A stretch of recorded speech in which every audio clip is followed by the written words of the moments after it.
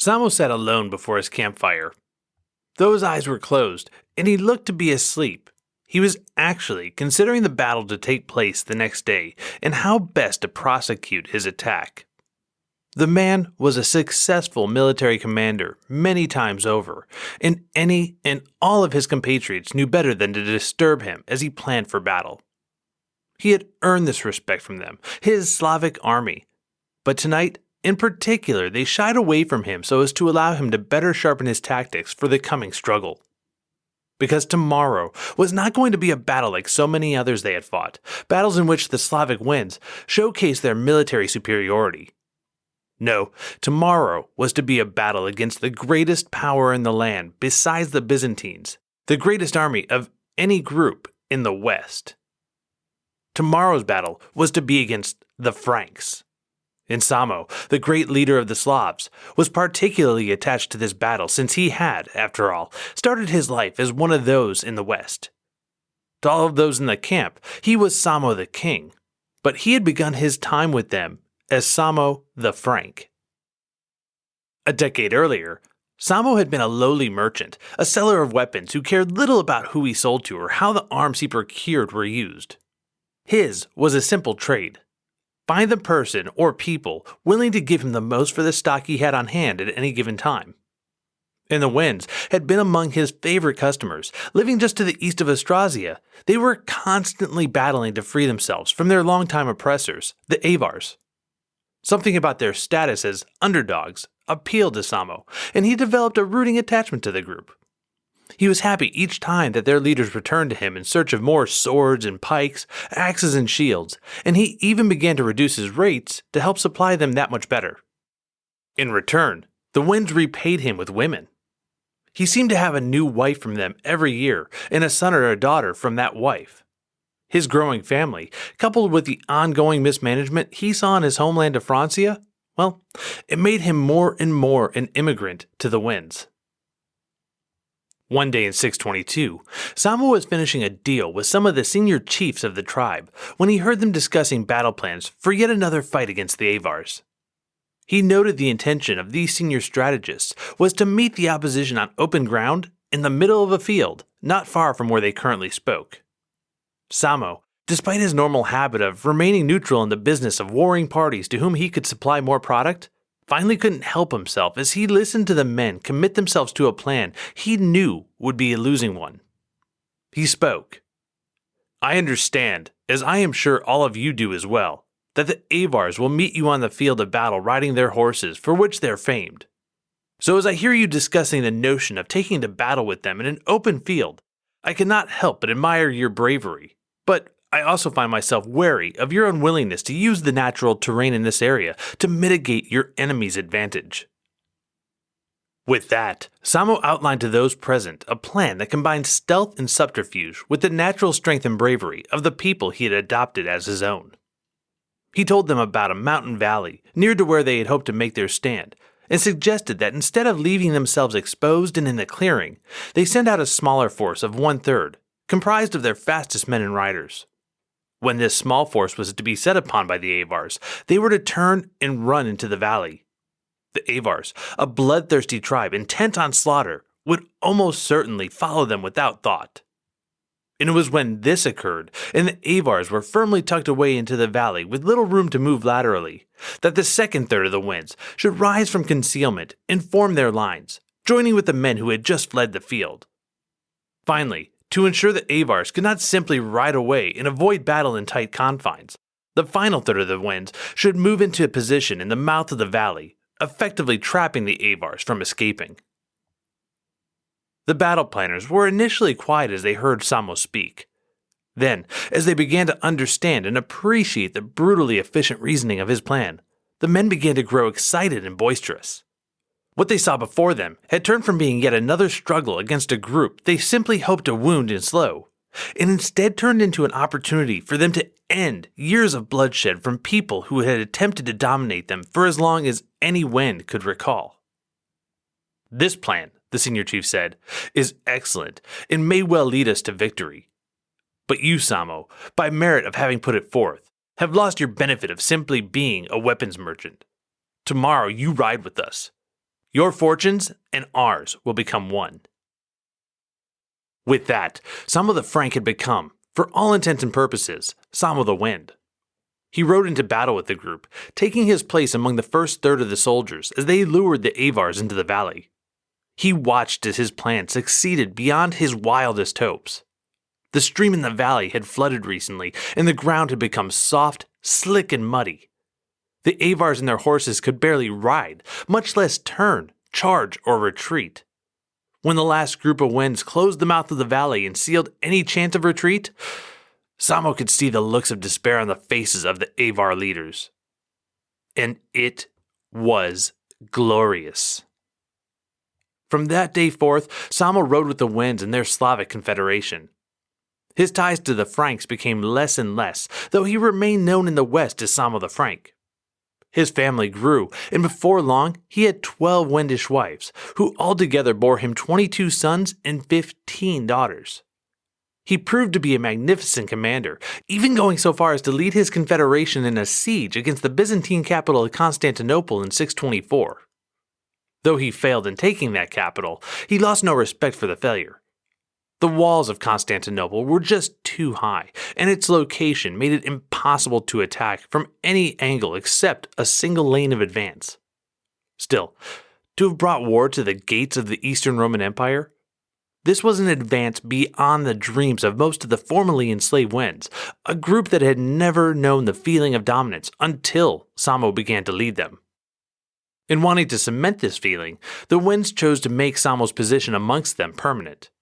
They named him king, and for years to come, he, a one-time merchant of lowly Frankish provenance, ruled a group of warriors that would fight against the mightiest powers in the known world. It came to pass, several years later as the Wends and the Franks lived near to one another, that a group of Frankish merchants were killed while dealing with a small group of Wends. Stories varied as to how and why this happened, but one fact was beyond dispute. Franks had been murdered, and Dagobert, king of the Franks, could not let that insult stand. It didn't matter that the Wends involved in the altercation claimed that the Franks had been haughty and rude to them, nor did it matter that the Wends denied accusations that they had pilfered the dead men's goods once they had been killed. Dagobert needed something more, a larger and more grand gesture to appease his anger. As such, he sent his messenger, an envoy named Sigibert, to treat with Samo and seek justice. Now, it didn't help that Samo tried to avoid meeting the envoy, although his reasoning for avoiding the man made sense. Quite simply, nothing he would be able to say would both appease Dagobert and leave him in good standing with his people. So rather than get stuck in an impossible situation, Samo just avoided it. Still, Sigibert pressed the point and was finally able to weasel his way before the king. Incensed that he had had to struggle for the meeting, he, an envoy of the king of the Franks, Sigibert was especially haughty to Samo. This in turn informed Samo's response, especially after the envoy demanded justice for the murdered Franks. "I will give them justice," Samo told Sigibert. "It is my intent to hold a trial for those involved here in our lands, and we will render justice upon them as we, the Wends, see fit." This declaration did not sit well with Sigibert. "No," he said, "this will not suffice. King Dagobert expects more and will accept no less. You and your people must submit to him, and it will be he who passes judgment among the people involved in this incident." Samo attempted to cool the situation. "I'll admit, the land where we currently live is claimed by the Franks and their king, and we will accept this and live peacefully if he should want to keep the peace with us." Sigibert, feeling he had taken the upper hand, responded, "It isn't possible that Christians, servants of God, would make peace with dogs." Samo had had enough. He motioned ever so slightly, almost imperceptibly, with his head, and within seconds his guards fell on Sigibert. They held the man's arms behind his back, and then kneed the envoy in his stomach, dropping him to his knees. Samo stood before him, moving his face in front of the envoy so the man could see the fire in his eyes and feel the spittle from his lips as he spoke down at him. "If you are the servants of God, then we are the dogs of God. As such, you will act continually against us, and as such, we have received permission to tear you apart with our teeth." Thus Secher had ended up back before Dagobert, the bearer of bad news that undoubtedly meant war. And so Dagobert had assembled his armies, and Samo had prepared for the clash. He had held off the Lombards and an association of Germanic tribes, both fighting in support of the Franks. And he had let word go out exaggerating the toll that these battles, skirmishes really, had had upon his ranks. Just as with the Avars, he had let 1/3 of his strategy lie in deception, 1/3 of his strategy lie in choosing a battlefield that benefited his side. Tomorrow, he planned to use the last third of his strategy to close the door behind the trap into which the Franks were advancing. Like the Avars, he wouldn't let a soul escape alive. Samo sat alone before his campfire and envisioned the battle yet to come in the field before the battlements of Augustusburg. Tomorrow, the Franks would bleed. This is Thugs and Miracles.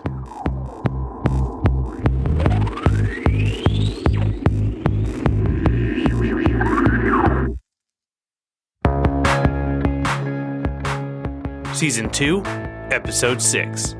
Love, War, and Politics.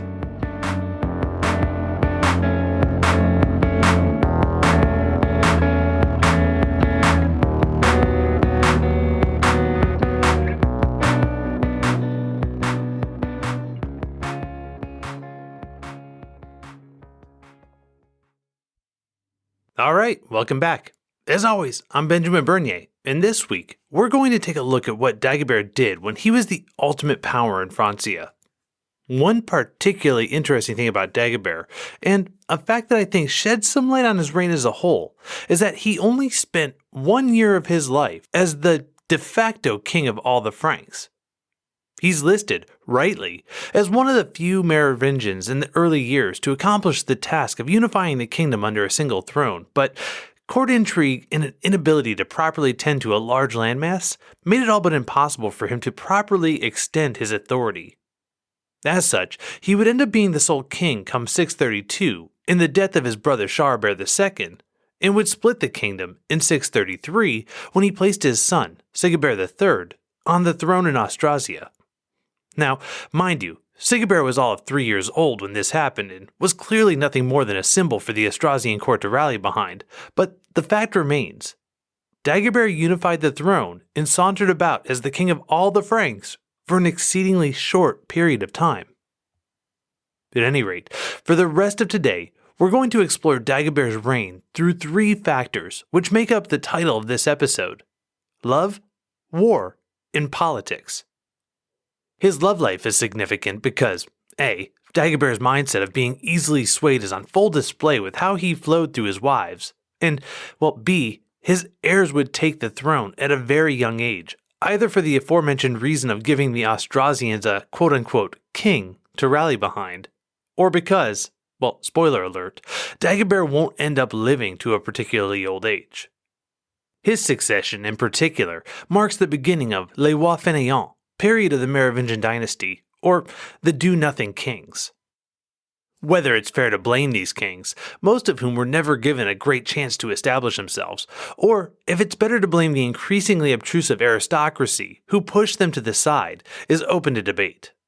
However, as we'll see over and over again in the history, catchy phrases and nicknames have a habit of sticking to people and eras, even when they're not factually correct or appropriate.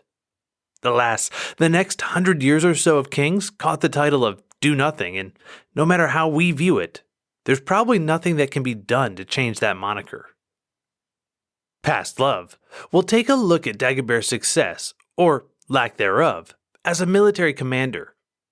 From the opening story, and Dagobert's earlier martial forays, those that required him to call his dad to bail him out and cost him a chunk of his scalp, you can probably guess how that's going to turn out.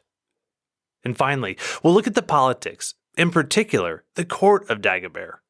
He succeeded, perhaps in spite of himself, to have a court that attracted the attention of neighboring kingdoms, and one which became an early center of culture and arts. His time and power was so strong, culturally, that some historians refer to the period as the quote-unquote Merovingian Renaissance. Now, it's never going to be confused with 15th century Florence, but it was still a pretty good start considering that the Franks, as well as everyone else in Europe at this point, were still picking up the pieces of the recently deceased Western Roman Empire. This cultural growth will ultimately serve to attract people to the Frankish court, allowing important networks that will come into play throughout the history to establish, thrive, and grow. Alright, with all of that said, let's get to love. This next portion comes from a book entitled The Royal Mistresses of France, or The Secret History of the Amour of All the French Kings. It was written in 1695 by Monsieur Claude Venel and is one of my favorite subtitles of all time, and it lays out wonderfully how Dagobert bounced between his amour. I've edited the passage slightly for flow, but otherwise, Monsieur Venel, the floor is yours. Quote, Dagobert, the son of Clothar, had espoused in his father's lifetime Gometrude, an Austrasian princess. But there was so terrible an antipathy between the young married couple that it was never to be reconciled, whether it was through an insurmountable disagreement of their humors, or whether they inherited the hatred of their families. Dagobert, who was a great lover of music, going one day to the Abbey of Romilly to hear vespers, heard a voice that pleased him extremely. So that after Mass was done, he went into the convent and desired to see the person that had sung with so melodious a voice. With that, the abbess sent for her, and presenting her to the king, told him her name was Nantilde. Nor was Dagobert less charmed with her beauty than he had been taken with her voice, and leading her aside, told her 'twas a great loss to the world that so amiable a person should be mewed up in a cloister.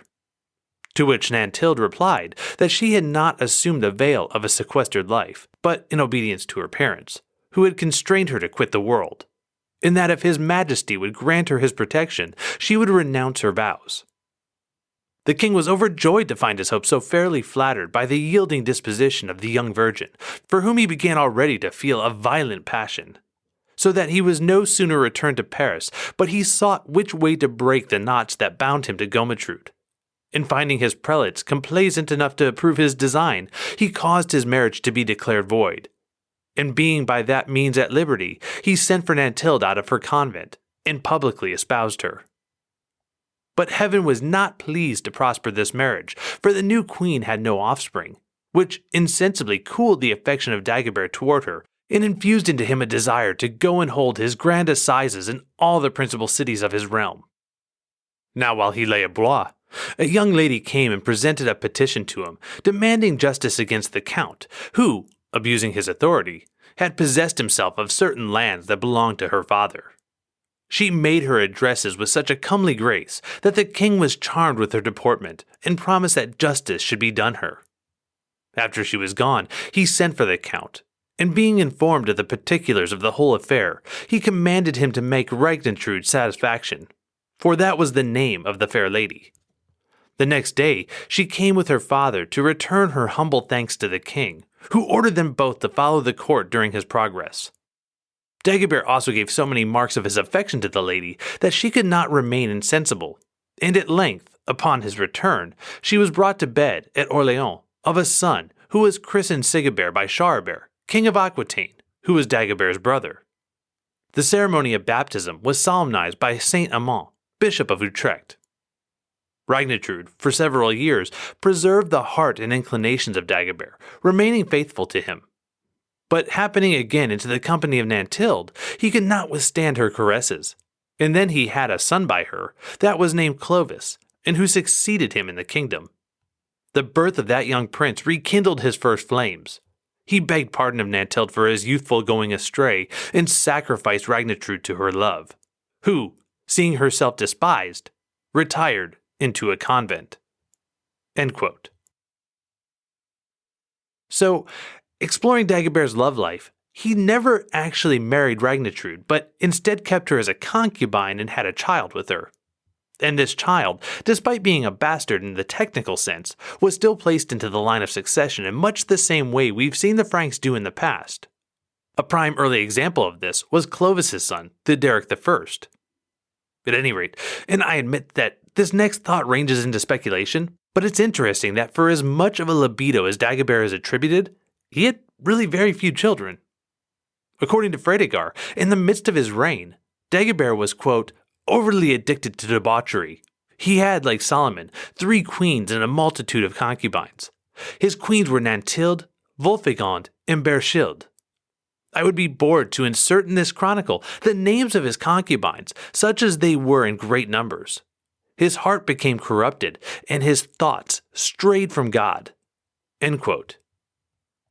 So, despite sleeping with all of these women and apparently having a great time with all of his quote-unquote debauchery, Dagobert only had 2 sons. He sent his first wife packing for being infertile. He set his second wife to the side when she didn't conceive quickly, and he only ever succeeded in getting a child to term when he brought Ragnitrude to bed. Now, without knowing anything about Ragnitrude and not wanting to necessarily impugn her reputation, it strikes me as entirely possible that she may have perhaps come to the king already pregnant, then quickly claimed the child as his. The same could be said for Nantilde. She didn't conceive until after the king had gone away and returned. Who's to say that she hadn't perhaps found a way to get a head start, so to speak, knowing that Dagobert probably wouldn't be able to finish the task? I mean, these people were playing for high stakes. Of course, I repeat what I said earlier, that this is purely speculation on my part. However, I would have loved to have had a 7th century Moripovich DNA test on both Dagobert's sons Clovis II and Sigibert III. One final note on just how overt Dagobert was being with his wanton ways at this time. King Judicael of the Bretons, who had come to Clichy from the Brittany Peninsula to pay homage to the king and render his fealty, actually refused to eat with Dagobert because, again according to Fredegar, quote, he was religious and filled with the fear of God. When Dagobert took his seat at the table, Judicael, leaving the palace, went to dinner at the house of an official that he knew was attached to the holy religion. The day after, having taken leave of Dagobert, Judicael returned to Brittany, loaded with presents from Dagobert. End quote. This says a lot. Judicael, making a visit between heads of state, refused to dine with Dagobert because he was so out of sorts with proper religion. Dagobert was known to whip and taunt their dinner guests who disrespected him, and honestly, I can only imagine what would happen even nowadays if a head of state traveled to another country and then refused to break bread with the monarch. It's a hugely telling story of how the Merovingian king was viewed at this time. Okay, so moving on from Dagobert the Womanizer, let's look at his martial skills now that he's the king of all the Franks, and finish today's opening story. For this, I turn to historian Charles Oman. Quote, Dagobert was the last Meroving who took arms to extend the limits of the Frankish power. He supported the pretender Sisinod in Spain by aid of a Burgundian army, made an alliance with Heraclius against the Lombards, and entered into a protracted war with the Slavonic tribes of the east. On the Elbe, the kingdom of Samo the Frank was now at the height of its power. Dagobert took alarm at its rapid growth, and when the Wends plundered part of Thuringia in 630, sent against them 3 great armies, comprising the whole military force of Austrasia. 2 of these expeditions fared well, but the third suffered complete annihilation at Vagastusburg in Bohemia, and the victorious Slavs ravaged Thuringia and Bavaria, from Saal to Danube, with fire and sword, till Radulf, Duke of Thuringia, at last checked them in 633. End quote. Alright, so some of the details vary between our sources, but the overall gist remains the same. Dagobert was not afraid to go off and fight wars, especially against Germanic groups to the east. He had fought the Saxons, and now here he is going against the Slavs and the Wends. The problem I see for Dagobert is that he seems to have a serious issue with leaping without looking. He got in way over his head against the Saxons a few episodes back, barely escaping the battlefield himself.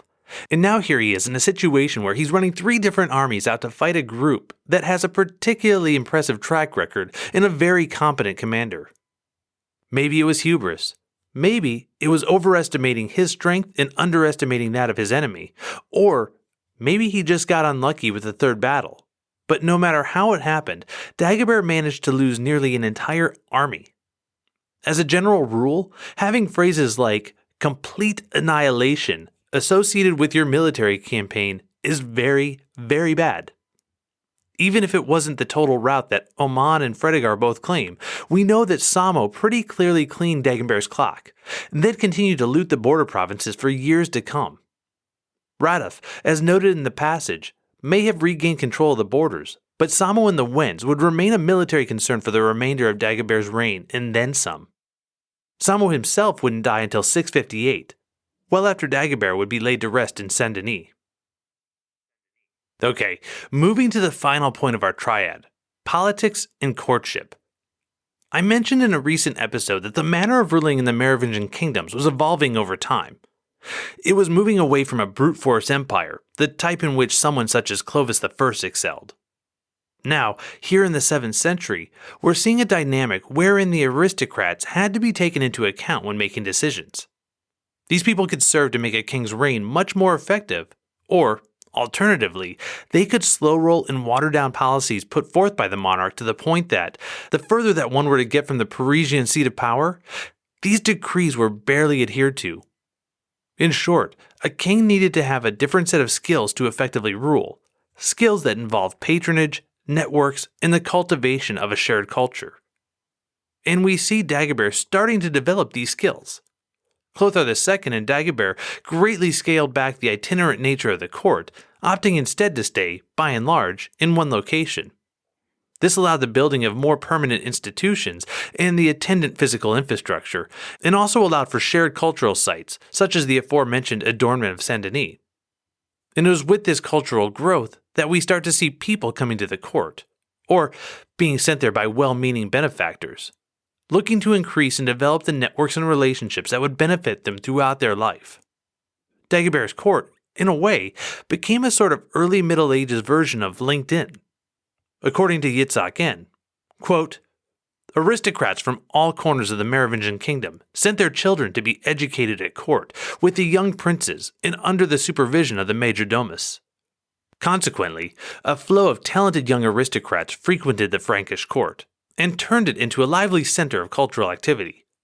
Its fame grew far and wide, so that it even reached the Anglo-Saxon queen Ethelbert, who sent her sons to be educated at Dagobert's court. What was taught at court, and precisely in what context, is not at all clear. Pierre Richer has argued that it was not a school in the scholarly sense of the word, since those who were sent there had already received literary education at home, but more of a staff school that trained officers and bureaucrats to ensure a steady supply of loyal officers. End quote. Henn later notes that there was a powerful network nurtured at the court of Clothar II and Dagobert I, filled with, quote, talented authors engaged in literary and artistic work that constituted the very essence of late Merovingian court culture. Subsequently, they were instigators of a creative and prolific literary activity. These remarkable courtier ecclesiastic scholars turned the ecclesiastical institutions throughout Gaul into centers of religious cultural activity, marked by their formative experiences at the royal court early in life. End quote. We're going to stop here this week, but before we do, I'm going to confess to a bias on my behalf. And for what it's worth, I think this bias is pretty relatable, especially if you've ever had high expectations for a book, TV show, or a movie. Expectations built up based on all of your friends telling you how good it was and how much you're going to love it, only to find yourself disliking it mostly because it didn't live up to the hype everyone generated for it. This is pretty much what happened to me with Dagobert. You see, tons of sources refer to him as the last great Merovingian king. His name carries cultural currency, with French children singing about him in nursery rhymes all the way to the present day. And his association with Saint-Denis makes him seem like a great and pious ruler. So, when I started learning about Dagobert, I kept expecting to read some story about his greatness, about something he did that was so absolutely monumental that no one had done before. And instead what I found seemed, to me, to be a spoiled, impatient rich kid, easily swayed into making bad decisions, both militarily and romantically. I just wasn't impressed, and maybe I should be, but I just didn't get it. Now, compare that with Samo. He was totally unexpected for me, a person who I had never even really heard of until he was destroying Dagobert's armies and looting his provinces. Because he was a new discovery to me, he felt like a revelation. Here's someone who left his original tribe, joined up with a new group who was on the ropes, and totally turned everything around for his people. He ultimately ends up leading battles against the Franks and the Byzantines, and even lays siege to Constantinople. And the confederation he leads ultimately became the basis for the Slavic people. I mean, seriously, I became kind of a Samo fanboy, very much at the expense of Dagobert. Is this an academically sound argument? Absolutely not. And is it biased? Certainly. But still, given the choice between the two, I have to admit, if I were to do further research, I'd look at Samo. Next episode, however, because we're focusing on the Franks, we're going to return to 639 and an aging King Dagobert. And by aging, I mean 36 years old. He's the senior king of the Franks, with his son Sigibert III ruling in Austrasia at the junior age of 6. Even in a time when 15 was considered the age of majority, Sigibert was way too young to hold power in his own right, so we'll look at who was ruling the ruler at this time. We'll also explore just how Dagobert I departed the world, and again, spoiler alert, it's anticlimactic. For a guy some historians claim, quote, had the ruthless energy of a Clovis and the cunning of a Charlemagne, end quote. Well, his death won't live up to the glorious hype Dagobert certainly may have hoped for. His death will mark the end of the greatest extent of Merovingian power. Going forward, we're going to see the effects of the rules put in place by Dagobert's father, Clothar II, really come into play. The Edict of Paris made the question of when the aristocrats were going to assert themselves not so much a question of if, as much as when. Well, when will start in our next episode. Alright, as always, the music used for the show comes from Josh Woodward and includes his songs Bully and Lafayette. For a free download of these songs, or hundreds of other great tracks, check out his site at joshwoodward.com. Notes on this episode, a list of sources, an updated monarchy/family tree, and also a list of other great history podcasts are all available online at thugsandmiracles.com. Be sure to sign up for our free email list so we can keep you up to date with all things T&M and announcements on new shows. Speaking of email, you can write to us at thugsandmiracles@gmail.com. You can hit us on Twitter at thugsandmiracle with no S on the end, or you can leave a comment on Facebook and Instagram at thugsandmiracles. Also be sure to check out the Time Travel Talks hashtag and account on Twitter, as well as historypods.com and their associated Twitter handle at Pods of History. And if you haven't already, please take a moment to head over to your podcast player of choice and leave T&M a rating. We appreciate all of your kind words and positive critique, and as always, we appreciate you. Okay, once again, my name is Benjamin Bernier, and I look forward to seeing you again in 2 weeks as we continue to explore Thugs and Miracles.